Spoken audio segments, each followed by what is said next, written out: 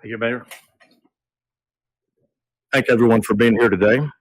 Besides me stands the team who played a significant role in this investigation. I want to thank our department, members of surrounding local law enforcement agencies, the FBI, Secret Service, United States Marshals, and ALEA for their assistance in this case. We said from the evening of July 13th, our focus would be the safe return of Carlee Russell. That occurred on Saturday, July 15th, approximately 49 hours after she called 911 and disappeared.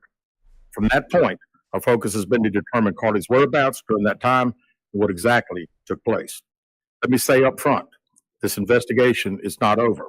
We're still working this case, and we'll be working this case until we uncover every piece of evidence that helps us account for the 49 hours that Carlee Russell was missing.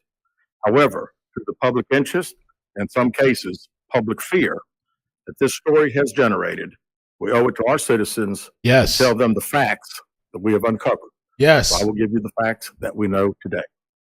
On July 13th, at approximately 8:20 p.m., Carlee left work from a business at the Summit.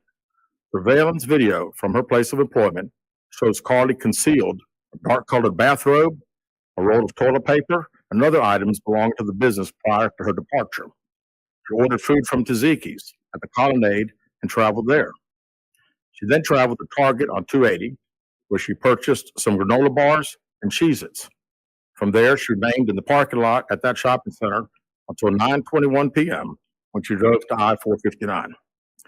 Carlee communicated on her cell phone with individuals known to her while on her path of travel up to the point of calling 911 at 9:34 p.m. And at this time, we will play the 911 call in its entirety.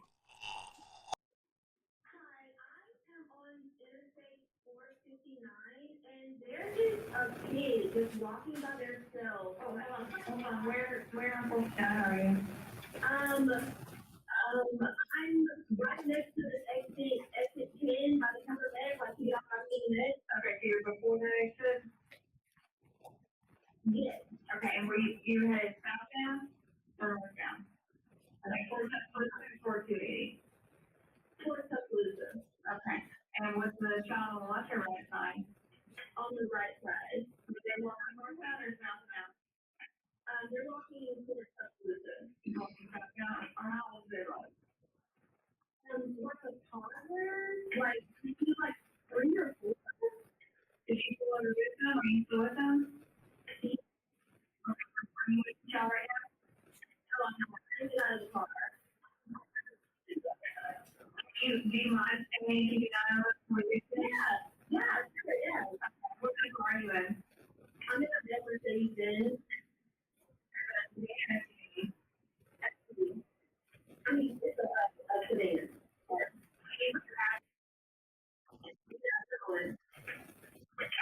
Did you talk to the hospital or say anything? No. No. Do they look like they're injured? No, they don't. I mean, one time it's Asian. Is it male or female? I think it's a little boy. My female? Okay, so is he wearing clothes?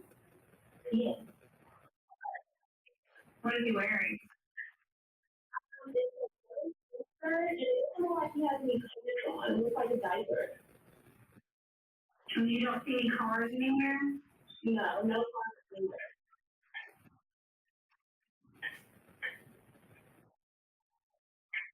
Okay.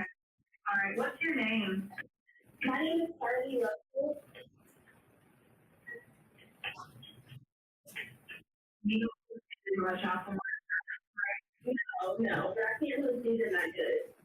Okay, try to keep an eye on them for the best you can. Do they excuse you?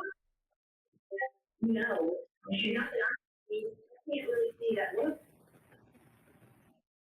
Okay. All right. On the way. Just try to stay, keep an eye on them, but the officers are on the way, okay? Okay, thanks.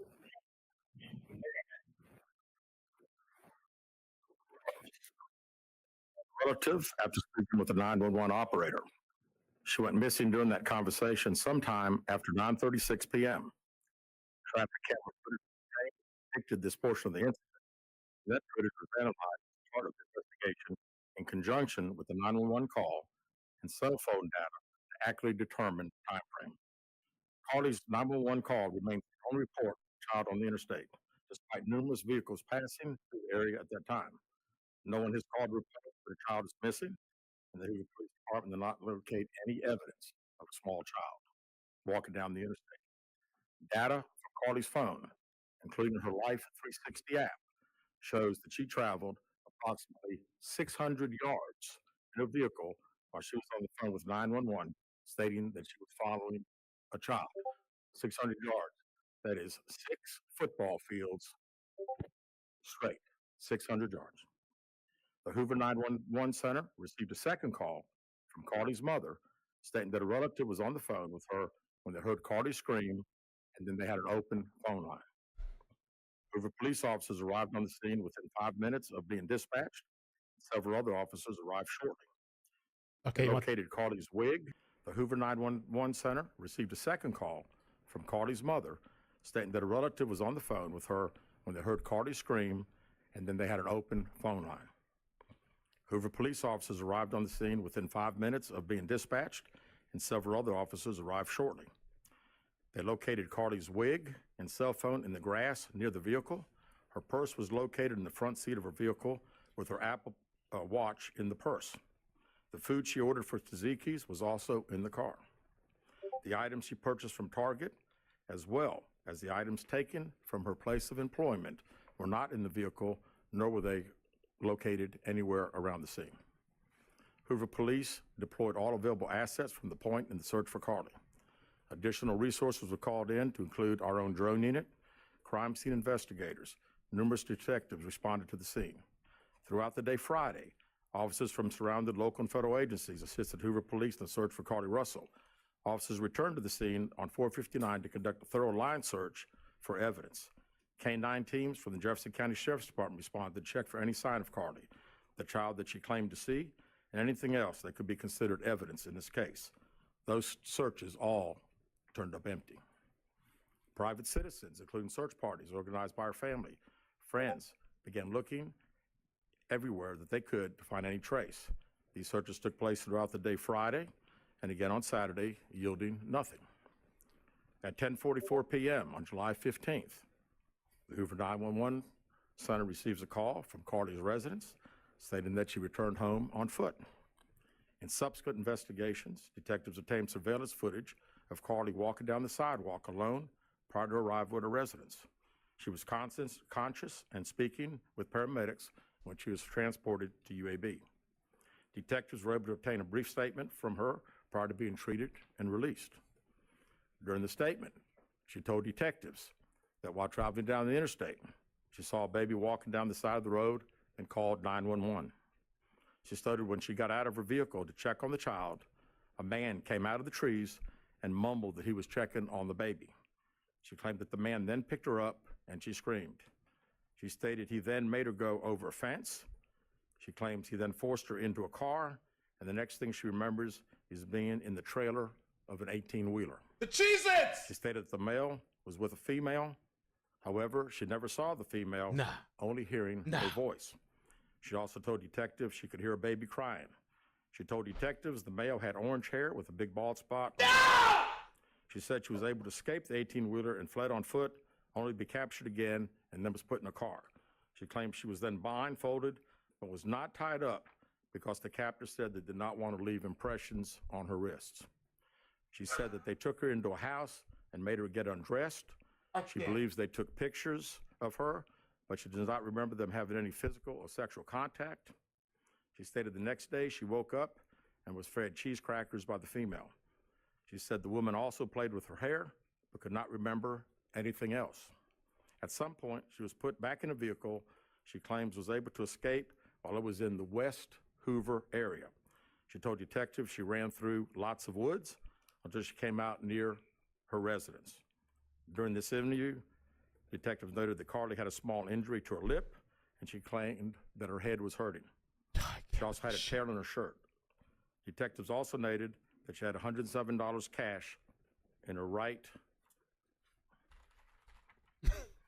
sock.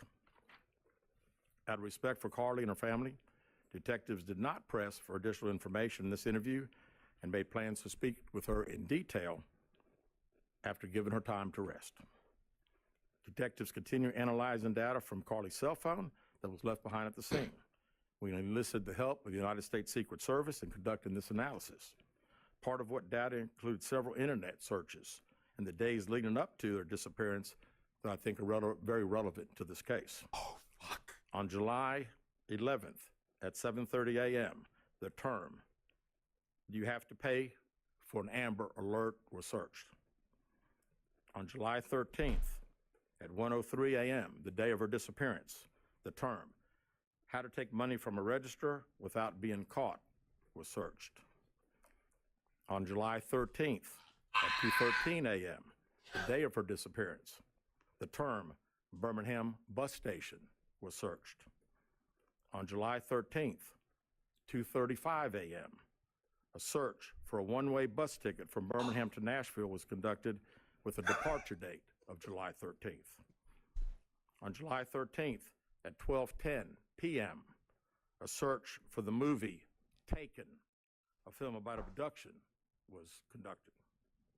There were 2 searches related to Amber Alerts on a computer at Carlee's place of employment, including one regarding the maximum age of an Amber Alert. There were other searches on Carlee's phone that appeared to shed some light on her mindset, but out of respect for her privacy, we will not be releasing the content of those searches at this time. We've asked to interview Carlee a second time, but have not been granted that request. Ooh! As you can see, there are many questions left to be answered, but only Carlee can provide those answers. What we can say is that we've been unable to verify most of Carlee's initial statement made to investigators, and we have no reason to believe that there is a threat to the public safety related to this particular case. Salute! Thank you very much. They killed it!